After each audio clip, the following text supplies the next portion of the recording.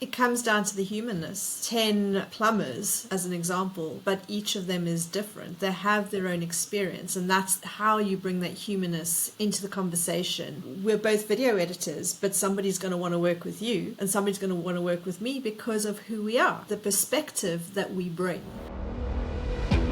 Welcome to the Grant Owen Podcast, where we explore the world of entrepreneurship. Join us as we dive into the nitty-gritty of what it takes to start, grow, and scale a successful business.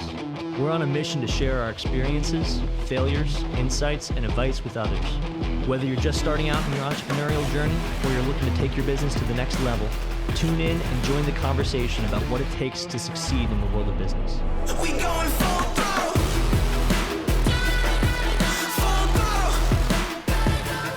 Welcome to the podcast. It's such a pleasure to have you. Thank you for spending your time with me and giving me your attention for this period of time. It's just such a blessing to be able to have listeners. And my goal with this is that if anybody benefits from this podcast, I say this every time and I mean it every single time. I make this for one person.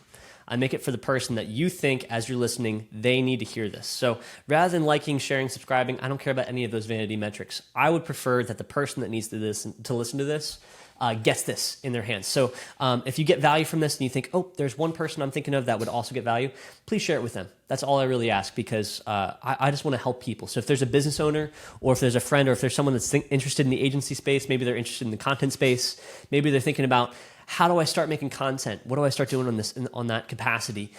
Share it with that person, because I want to give as much value to them as possible. And my guest here, Leanne, is also in my same niche where we talk a lot about personal branding, we talk a lot about content, and we help create content for other people. So I'm really excited to just give value to you as the community, and I just ask that you please share it with one person. So Leanne, thank you so much for spending time with me. Thanks for being here with me today. Amazing. Thank you so much for having me, Grant. I'm really excited because I think we've got lots of cool stuff to talk about. Cool. Awesome. Well, first, give me I don't want to say a background, but I would love to hear you say what Chirp does, and especially like what you've done for your clients, kind of what you specialize in, so that people can understand your background as we enter this conversation.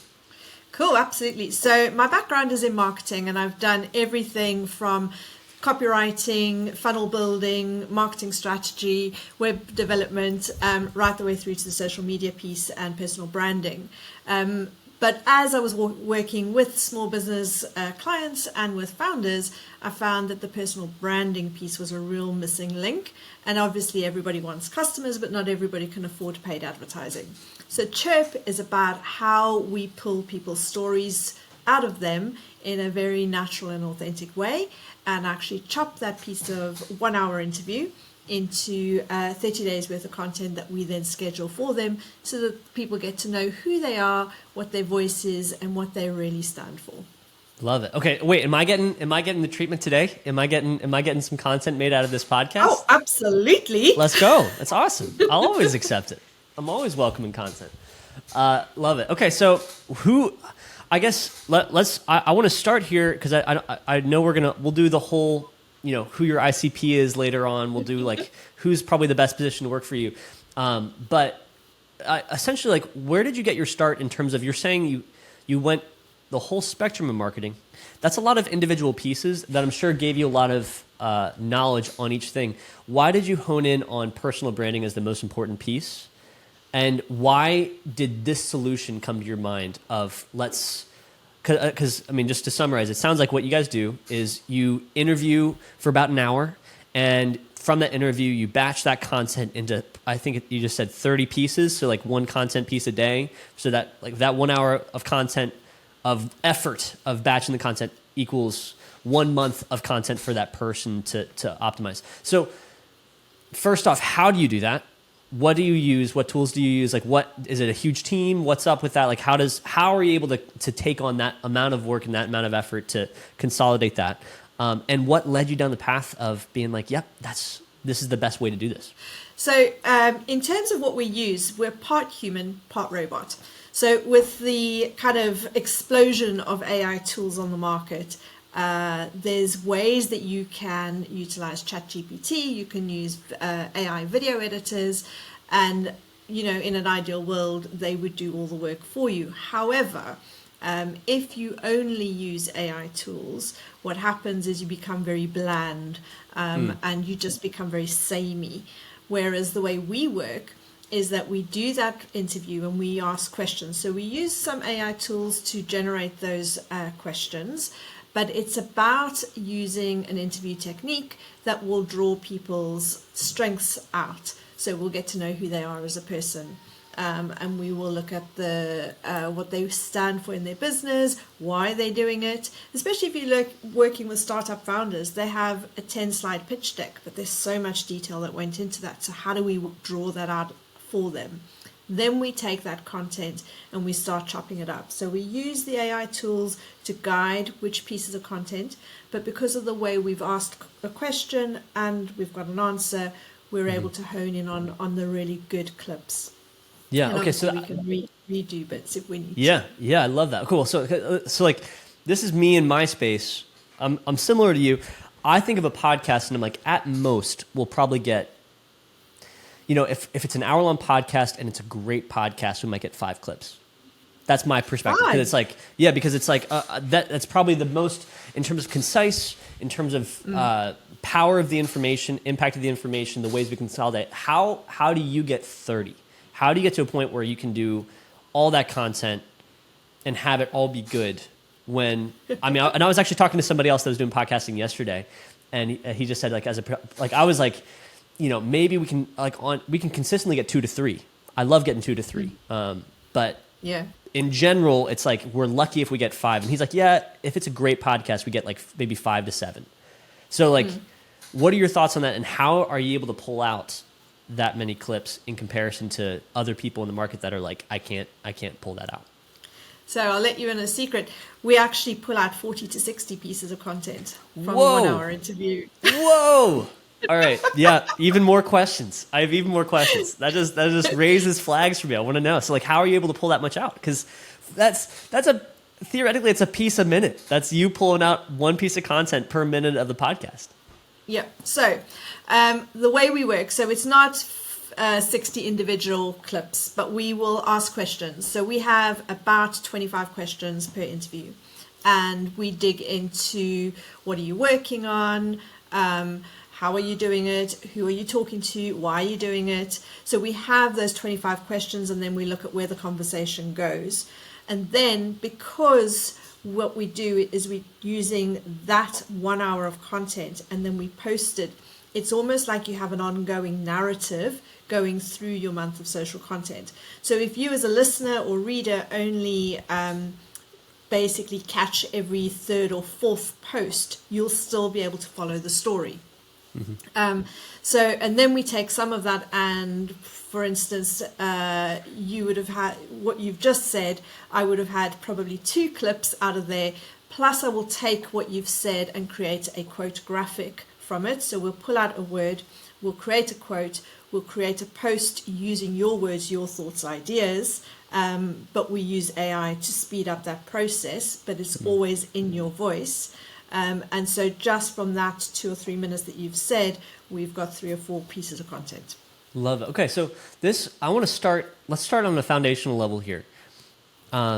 Because I think we'll have different thoughts, we'll connect on some, we'll disagree on other things. Yeah. It sounds like, based on what you're saying, I'm curious what your thoughts are on quality versus quantity. It sounds like you are full in on quantity, and quantity being the metric that people need to start out with. Tell me why.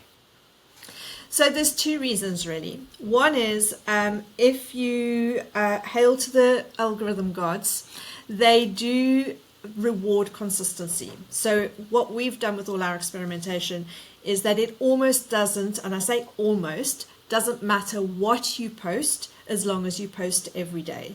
In the eyes of the algorithms, posting 3 to 5 times a week is still considered sporadic, not consistent. So as long as you're being consistent, you are then making sure that the information is going out. The algorithm says, okay, right, you're committed. And so at 90 days, you'll see an uptick. At 180 days, you'll see a hockey stick.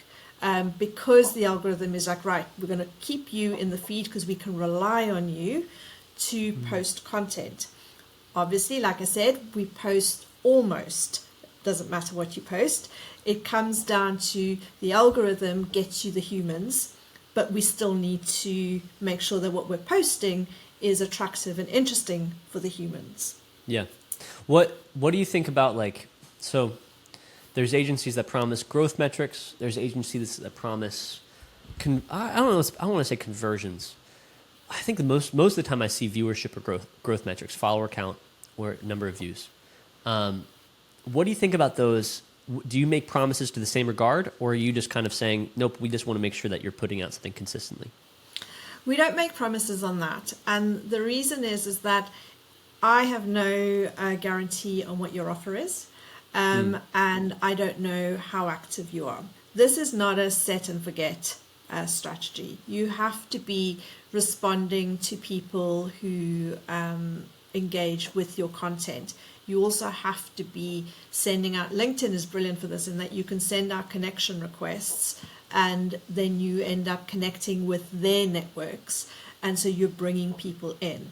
The minute you're not visible, you can absolutely see a drop in engagement and a drop in meaningful conversations that are happening. So, you know, it is about being proactive on the sales and outreach side, but the content supports, because you may have found this, but about the stat is 80% of people don't actually listen to the video, they read the video. But what we do know about communication is that only 7% is words. So they're looking at your body language, they're looking at your expressions, they're gauging who you are by the content that you put out. And so it only takes, I think, what do they say, 7 hours of video for somebody to feel like they have a relationship with you. So just seeing you scroll through on their news feed, they are already connecting with you. If you're not there, you're drowned out by the person who is showing up every day. What makes you want to focus on short form content with that in mind versus doing podcasting on that same level? Because I feel like it sounds like if you're already doing this kind of stuff, you helping people utilizing your tools and services to do podcasting where they get that 7 hours much faster would be so much more beneficial. I think because the platforms are pushing short form content. And most people will not sit or they need to have built a relationship with you before they'll sit down and watch you or listen to you for an hour. So having that short form content, you know, it's about bringing it together. I love podcasts, and I use podcast style interviews to get the best out of my clients, because when you have that conversation, people relax, and it's so much more conversational, so much more authentic rather than reading from a script. So, you know, we use that, but also a podcast tends to be a two-way conversation, whereas I'm putting all the focus on the client, on who's using Chirp, so that it's their voice, it's their ideas, and it's their time rather than my time. Can you tell me your podcast? Do you have a podcast that you put out? We have just recorded 5 episodes. They are in production. Wait a second. Wait a second. Hold up. I got to stop you here. So you're saying that you do these interviews for your clients. Yeah. And you haven't posted them as individual podcasts for yourself. Yeah. Oh my word. Leanne, what are we doing? All right, good. I'm glad you're getting started with it, because that's such a missed opportunity. I want you, if you're putting out content for yourself, you might as well, if you're already interviewing, you're already doing all this stuff, like that would be a cool process that would 100% get you more clients. If they just say, like, they see, like, there's one client or there's someone that's going to be a warm lead, right, that is going to listen to your podcast and hear the questions you ask and then see the results of what you post for that person. And they're going to be like, oh my gosh, an hour and I get this. And they're going to immediately sign up. So good idea. Absolutely. Really Need cool. you to do that. Need you to do that. All right. I'm on it. Do it. Awesome. I do think you're right in terms of consistency being the most important thing. And we're dancing around it, but like the reality is CTR and retention are also extremely important.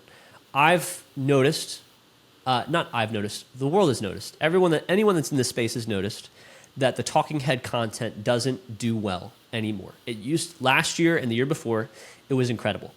Ryan McGinn came out, and I'm not sure as a listener, if you don't know the space, I can educate you. Ryan McGinn, he runs a business called Viral Edits.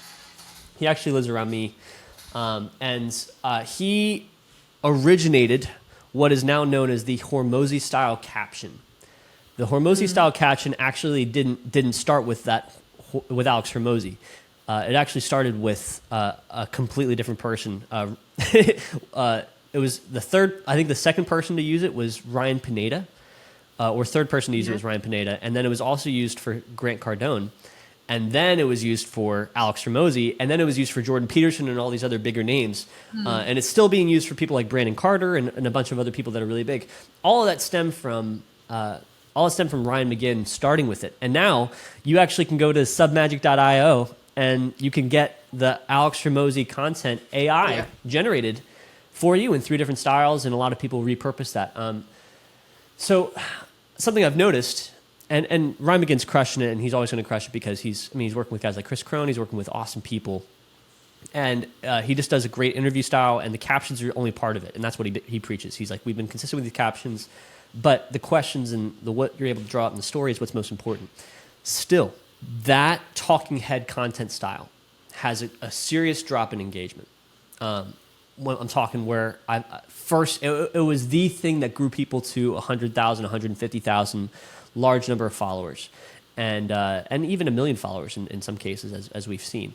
But now, if you look at the same videos that they're putting out, if they haven't changed the style, most of them have, but the people that put out the same videos, the conversion on engagement is roughly around 7 to 12%, which means of the followers, those videos are only being pushed to 7 to 12% of them. Now, you could say maybe they bought accounts, maybe they bought followers, maybe they bought stuff, maybe they bought engagement, maybe the followers weren't really high value.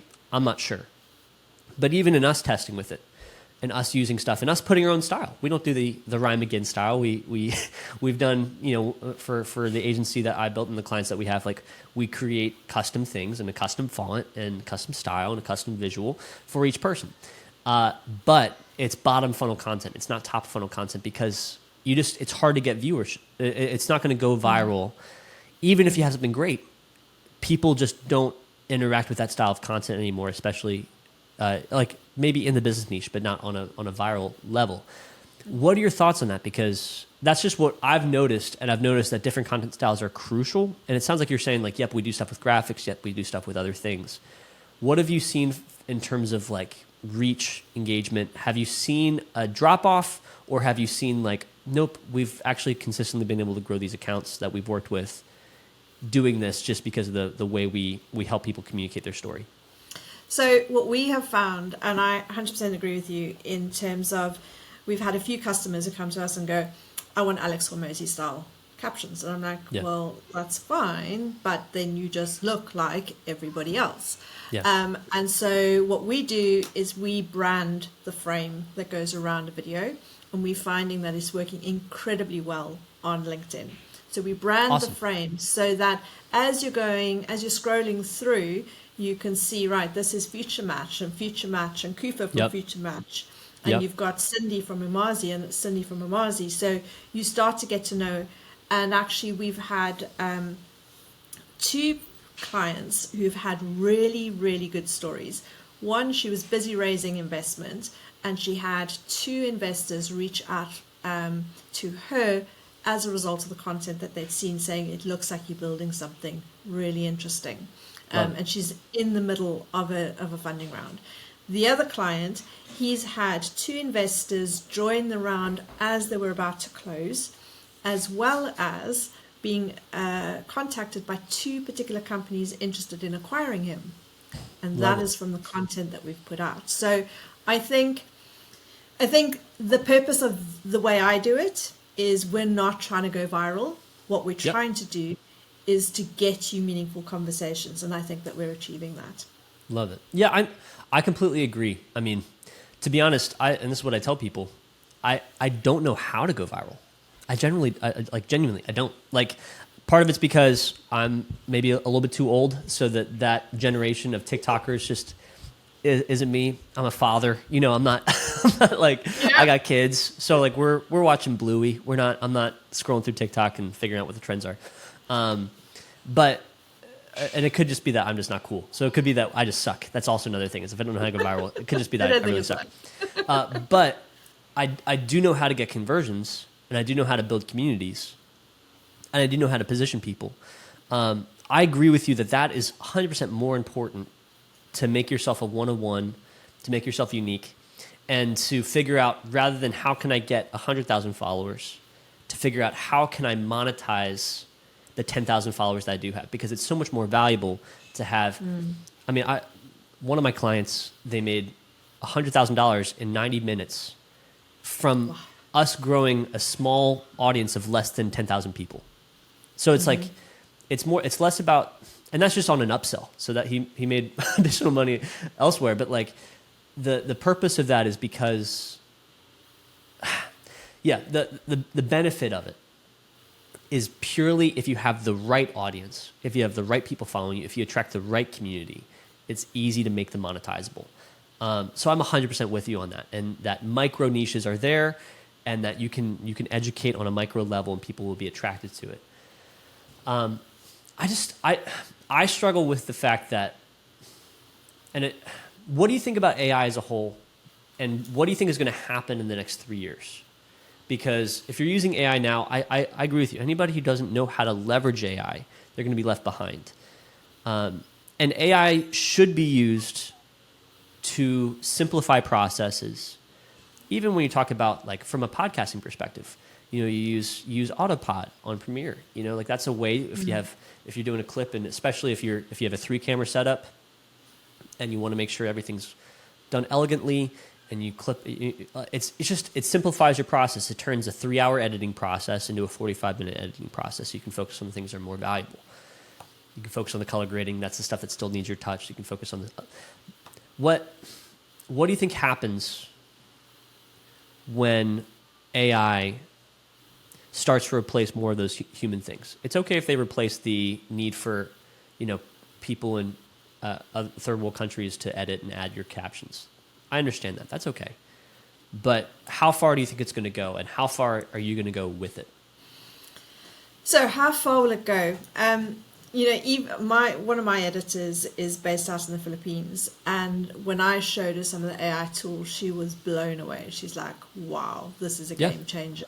Especially when it comes to adding subtitles. Whereas beforehand we were reliant on typing up the subtitles, whereas now you can just go through and correct the subtitles, which takes far quicker. Yeah. Where's AI going? I think that it's getting smarter, and I think that we're going to see AI really explode this space, and that's when people's authenticity is going to become more and more and more important, because it's going to be, especially, I'll tell you what I'm working on in a minute, but I spoke to a developer, and he's like, "Oh, well, we could have an AI version of you asking the questions and interviewing," and I'm like, I don't know if I like that. That seems a little too far. But you know what, in 3 years' time, maybe in a year's time, that's what we're going to be looking at. In terms of where I would like to see AI going, is that for our clients, it will become a seamless experience. So they will download the Chirp app, they will go through the interview process directly into the app and answer their questions. It will then push it through, we'll video edit, we'll add the captions, we'll create the social post, and we will schedule the posts ready to go out every day of the month, and all of that will happen in less than an hour. That's awesome. Yeah, and I think there's a value prop to that. I think, to your point, like you're saying, I think there's a YouTube gamer. There's a YouTube channel. He grew his channel to 15 million, something crazy. Wow. I think his name was Jordy Van Den Bush, something like that. And he decided across his 20 YouTube channels, he's no longer going to be a part of it. So he did the same thing you're talking about, where he replaced himself with AI. I think they still use footage or whatever, but all of the communication, all of the script, everything else is produced by AI. And you see the content drop. And it's not because AI is bad, but it's because you miss the point that it's a creator.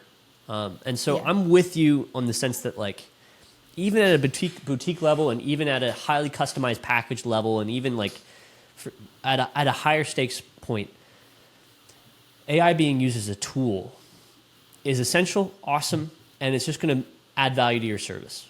And I think you're the people that learn how to leverage it best while keeping their own touch on it are going to win long term. And I think we both agree that AI as a creator will always be subpar, at least for the next 5 to 10 years. And I'm sure things are going to escalate much faster, right? But like Casey Neistat put out a video a few months ago. I think it was like 5-6 months ago, and he did a video talking about this concept. And he said he did a video where AI wrote the script with AI. So he used ChatGPT, and he was like, write me a script for a Casey Neistat video that does XXXX, and then he did it. He did the video, but it just lacked creativity. It lacked ingenuity. It lacked a personal touch, and it felt inhuman. And I think that's probably going to be the case for a period of time. I think I have to say I agree with you. I think when it comes to captions, that's really important. I guess the question is, I don't know how many clients you have, but there's only so many fonts.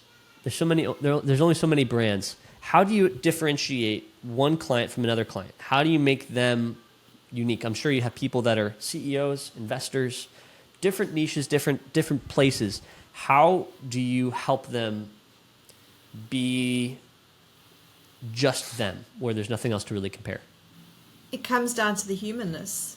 There are 10 plumbers, as an example, but each of them is different. They have their own experience, and that's how you bring that humanness into the conversation. And it's which is why I'm so big on the video, is that you are reading their body language, you're reading their feelings, their expression, and you get a feel for who they are as a person. We're both video editors, but somebody's going to want to work with you, and somebody's going to want to work with me because of who we are, and the perspective that we bring. And so using that mode of actually helping people share their story and who they authentically are, as well as each business has their own branding. So whether their colors are the same, but their logos are all different, and it's the different combinations. So when we put together a video, we have a branded frame. The captions are written in their brand colors, and their logo appears on there. So we're constantly reinforcing them as a business and as a business personality. Whereas if I had one client, we ended up doing her stuff 4 times over. And in the end, she's like, I just want no frame, no branding, no brand colors. I wanted yellow and red and bright and green, like Dan Martell, like Alex Hormozy. They seem to do best. I'm like, but that's them. You're never going to stand out. You're just going to look like them. And I've seen better results with people who are using their brand colors to their advantage. What's your favorite font right now? I've been asking this question to a lot of creators right now. So if you say Montserrat, we're gonna tussle. But give me your favorite font to play with. No, you know what? I quite like Poppins. I like Poppins Bold, especially. Nice. Awesome. I think it pops. Yeah, I love it. We're in a deep dive search. I'm trying to search. I'm determined to, like, I was talking to Brandon Turner's content creator. Brandon Turner's a big real estate guy, and so me and his content director are friends. I've had him on a podcast, and we were talking about fonts, and I was like, you know what? I think every person just needs to decide, this is my font. Like, let Alex have his, let Dan Martell have his. Everybody is like, this is my font and this is my color, and you own it. No one else can have it. We just copyright fonts, and let's just start there and see how things feel. So I'm in the process where I'm looking for my font. I'm gonna find it. I'm gonna copyright it as much as I possibly can, and then just try to own it, because it's important. It's a detail, but when you're in it, you're like just Don't use that file. Use something else. Try something else. Exactly. And if you think about like logos and, not so much now. I remember when I kind of started out in business 25 years ago, it was everybody, you had to have your logo, you had to have your corporate identity pack. And people are much more loose with that now than they were in the past. You've got Canva and it keeps changing, but actually you invest in that corporate identity. So why aren't you using it and reinforcing it at every opportunity? It just in the long run, it becomes recognizable and it becomes synonymous with who you are and who your business is. Yeah. Okay. So I want to ask you about. So we've tapped into quantity. I have never experienced and I've never seen someone do well with remote recording. And even these podcasts that I do, the content does well, but it's mostly because of the conversation. It's because it's a different style. It's because it's different in a variety of things that I post. So that's why, in terms of engagement, it does differently, especially when you cross post.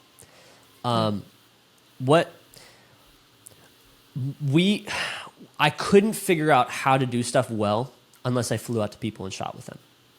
And that's not just because we're using our Sony A7 IIIs. It's not just because we have our lighting, we have our filters and stuff. It's because part of what, maybe it's me and my weakness, part of what I need is I need to be with you. I need to talk to you. I need to be in the room with you if I'm going to record with you, if I'm going to produce your content, because I want to ask you questions in person. There's just an element of like being together that becomes essential. That poses a negative thing to us because it limits how many clients we can take on. We have to fly out to a lot of places, so that it becomes a hassle on that front. But what have you found to being the trick to doing it remotely? Because I haven't seen anybody crack it yet, and I'm really curious how you've been able to make that be a positive thing for your clients. So it is about, obviously, there's the quality production that you want to have it in person, but there is a cost involved in that. And your small business owner, your startup founder, they can't afford that.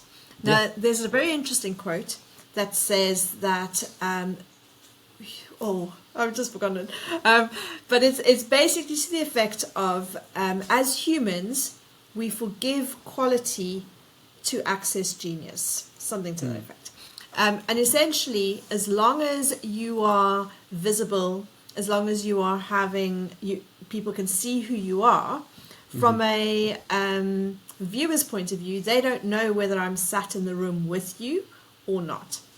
Now, what I have found is that we've tested different tools. Riverside is, like, I've discovered it a couple of weeks ago. How I didn't know what it was beforehand has been a game changer. Yeah. Zoom is great because everybody can use it. Okay. Yeah. However, you lose a bit of quality, and some people are not happy with that. But it is more important. Our philosophy is more important to get it out there. Done is better than perfect. Yep. Now, in terms of getting that connection, so we had one client. We did one recording session, and he likes to record on his phone, because obviously iPhones have got great quality. And then he drops me the file afterwards. And we did one where he was recording to his phone here, and I was talking from there. And I'm like, we got about 10 minutes in, and I'm like, right, this just isn't working. And it's because it works because we have eye contact. And it's not as good as being in person. But as long as we have eye contact and we are connected, it works well, and the conversation flows. Maybe as a result of the pandemic, we've also far more used to being on Zoom, on video calls, so people are more comfortable. And it is from a convenience point of view. So you are restricted in when you can go and the cost that's involved. Whereas if I wanted to, I could do 5 or 6 interviews a day. Yeah, I love that. I do think there's a benefit to that. There's a scalability to that from a business model, right? So that's one thing. So I also want to give free value to anyone that's listening to this. Maybe you're a business owner. Maybe you're someone that's like, you're listening to this conversation. You're like, I would love to start out and do something. Just some free tools. I'm using right now the Logitech Brio. This can record in up to 4K. Doesn't always, depending on the software you're using. But if you're doing this kind of style, I think it does work really great. Camera quality is really solid. So if you're doing that style and you want a good webcam, you can do that. I also like the Opal. The Opal does that cool thing where it almost it does a blur on the background naturally in a way that most nice cameras do. That one's a little bit more expensive. The Logitech Brio I think is somewhere in like the 150 range. If you're using your iPhone, just as Leanne's saying, especially if you have anything after the iPhone X, I'd recommend changing your. You can, if you go to your camera right now, and I'm just gonna, this is just really want to help you, and especially if like you're interested in working with someone like Leanne, you can change your frames per second to 60 FPS, and the difference between 60 FPS versus 30 FPS is huge, and it makes it look like every aspect of it. It's a bigger file for Leanne to deal with.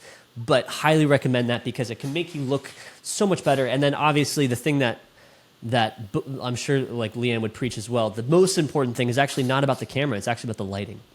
So before you buy a really nice camera, I would spend a lot more money on lighting and make sure that the lighting is really, really what you have honed in. Make sure that you're dealing with, if you want to learn about anything, that's what you should learn about first, and then as you scale, you can use your stuff in place. But you can get a really nice lighting setup for less than $50. So working with someone like Leanne, doing something remotely, is possible. I'm talking about a setup that's either your phone and lighting, not even a microphone. You don't need this, $700. You don't need this $700 Shure SM7B. You can do something a lot cheaper. You can use AirPods. It really doesn't matter on that front. But there's simple ways for a cheap way that you can upgrade your quality to make it sound and look so much better than everybody else that's just doing nothing. That's just a simple way that you can do it. I also, I don't know if you've tested this, but Leanne, I would highly recommend for you guys these Rode mics. It's Rode Wireless Go 2s. This is $300. These are $300, and if you compare, you get it with a lavalier in addition. It's a little more expensive, but you can just do these. The Rode, it's Rode Wireless. Wireless Go 2s. Really great for you. You can get it for your podcast. It works for podcasts. You can connect it straight to your phone. And it's really awesome. And these are just simple ways that are cheap that I'm testing with, that I'm giving to people for them to test with, that like simple ways to upgrade your quality so that if you're working with someone like Leanne and she's already producing the content, that makes her job so much easier. Because she's able to take something that's already good quality from a production level and just make it into great quality. So simple ways, there's people that are better than me, that know more than me, that I learned from, that I've learned all this from. And probably what I'm saying is outdated even. But this is what was recently told to me, and that's the stuff I buy, and this is the stuff I recommend to other people. So everything I recommend is something I've tested myself. So Leanne, highly recommend that for you. And for anyone that's going to work with Leanne, simple way that's cheap. Exactly like you're talking about, Leanne, where it's like, the point is first just to get started, right? It's essential just and there's ways you can do that by yourself. There's like, I recommend to people sometimes like, just start posting stories. Just start posting, and you can go to TikTok and their auto captions really not that bad. Their auto captions are really okay. You can get color on them. You can make it a different font. It's not going to look amazing. You're going to look like a lot of other people, but it's a great way to get started. And I think like, it sounds like I would probably agree. Like the next lever to pull is maybe working with someone from an agency, someone like Leanne that can help you produce content at scale, especially if you're a business owner that values your time and wants to buy back your time. That's a great way to kind of get started because then you can just batch the content. Easy value proposition. That way you can be like, yep, I can make sure that I'm consistent at the very least. What are your thoughts, Leanne? Usually it takes months for me to work with someone on a consulting level and get them to have a voice. So communicating on these reels, it's partially the information. The information is important, but what's so much more important is the conviction with which the information is told. So like, how passionate you are. It's like you can't on social media. You can't be like, I like pears. I don't like pears. You have to be like, I hate pears, or I love pears, right? Like you have to have some kind of like divisive opinion that is like not like, yeah, I mean, ice cream's pretty cool. Like you're not going to get any views if you're saying that. So how do you get someone to learn their voice in these calls so that when you're recording with them, like you get the performance that you know is going to lead to the growth that they're looking for?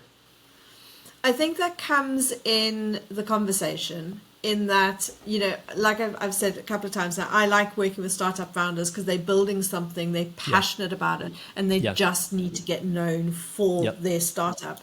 And so when people are trying to create content, they are worried about what am I going to say, and then they want to script it, and they got to think about it, and then that's where they stop being consistent.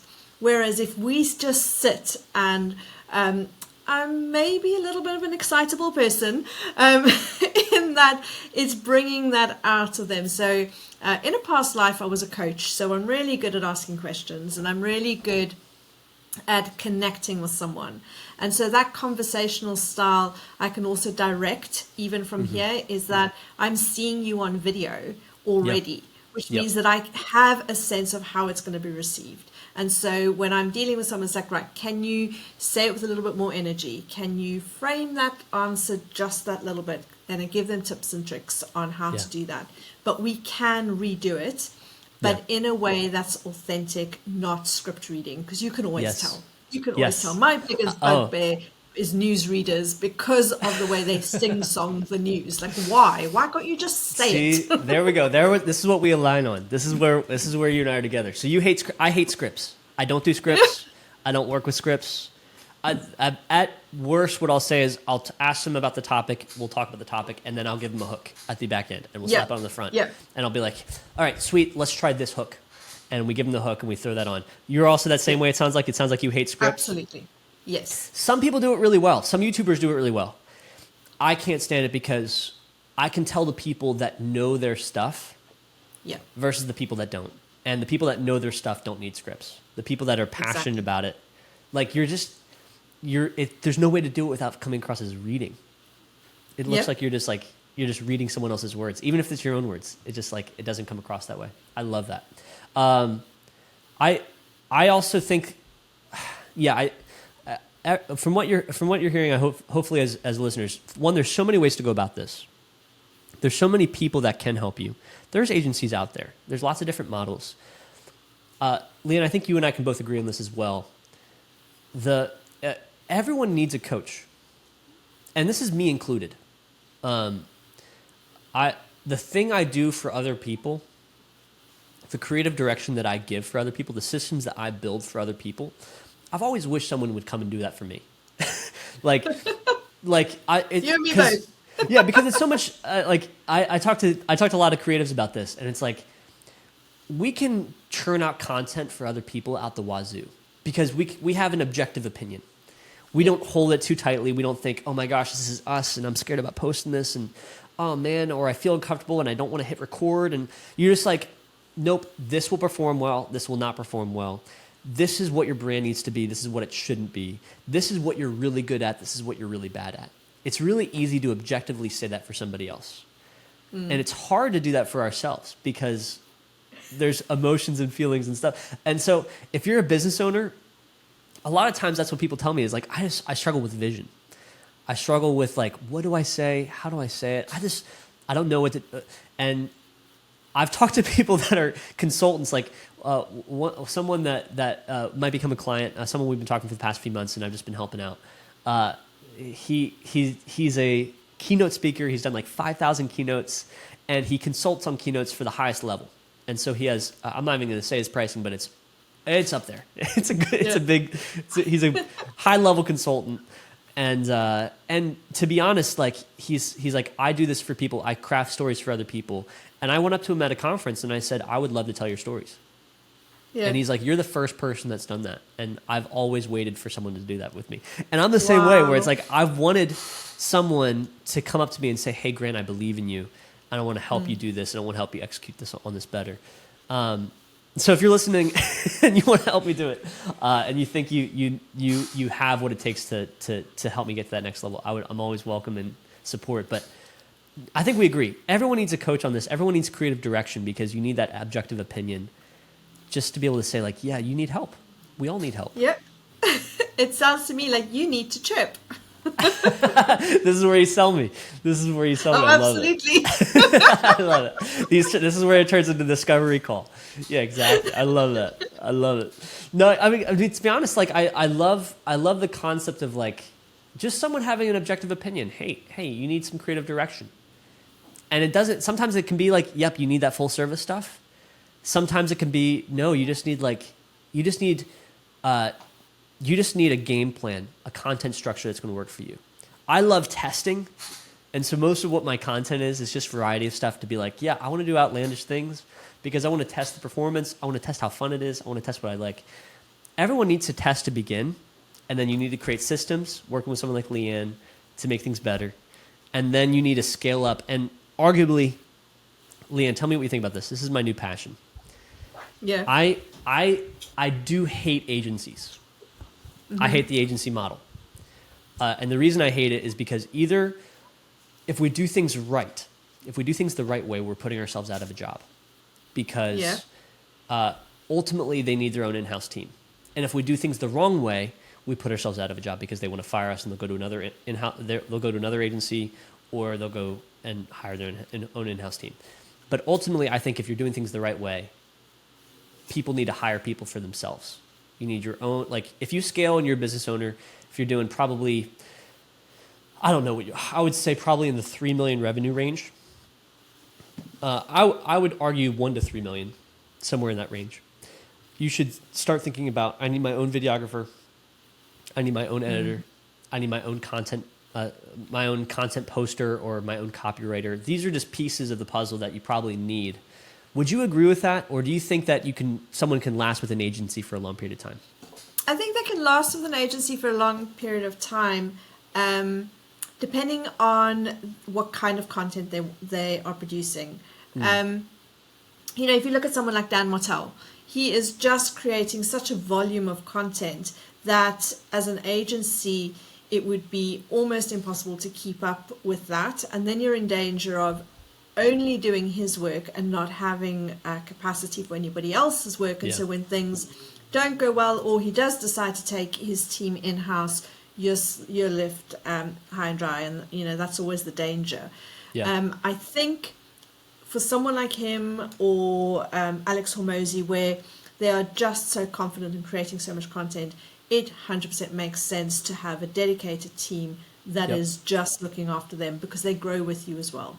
Yep. But then I think most business owners, do they want someone following them around all the time?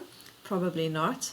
And then sticking with you and me is the better option because it's cost effective and it's delivering quality content that's building their personal brand online, but it's not taking over what they're doing. Yeah. I love that. I love it. Yeah. Okay. So let's wrap it up there because I think that's a good place for us to end. I really appreciate your time, Leanne.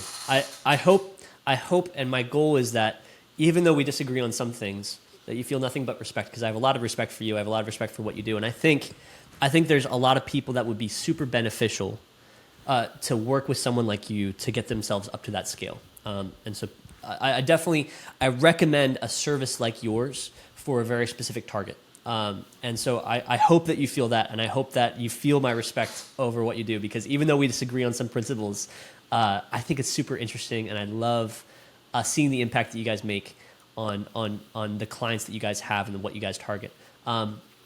What is your ICP? What's your ideal client profile? Someone that's listening to this or someone that sees a clip from this, who is the type of person that you think is like, yep, I want to work with them? So my ideal client is a startup founder, someone who is actively raising investments, building technology. It's also your small business owner or founder who's growing from 0 to 10 million. I think those are the kind of people who want to change the world, who want to be heard, who see the value in personal branding. that's the person I can help. If I have to convince you that you need to build a personal brand, then we'll spend half our time fighting about it's just not going to work. Yeah. So if you see the value in building your personal brand to benefit your business and to grow a legacy, then we can absolutely work together. And just on that, I want to say I absolutely feel the respect. And, like I was so comfortable coming on and talking with you, because although we're kind of in the same business, we're on the opposite ends. And I think that my people are going to come to you, and there's going to be some people that you can't help that will need to come to me to start. Yeah.